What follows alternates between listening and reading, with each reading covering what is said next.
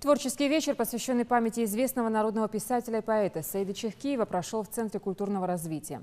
Вспоминали ингушского классика его коллеги, друзья и родственники. Саид Чехкиев – автор свыше 30 поэтических и прозаических сборников. Занимал должности министра культуры Ингушетии, главного редактора республиканской газеты «Сердало», директора республиканского кукольного театра. Ушел из жизни народный классик в октябре 2008-го в возрасте 70 лет. Я с ним лично был знаком, и мне человек очень дорог. Он оставил вот такой светлый след в моей жизни, в моей биографии.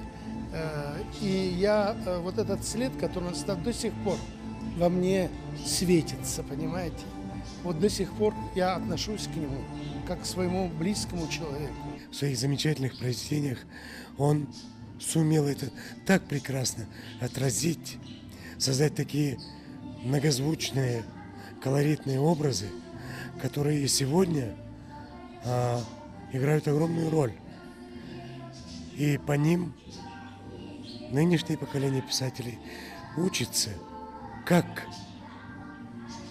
словом нарисовать портрет человека.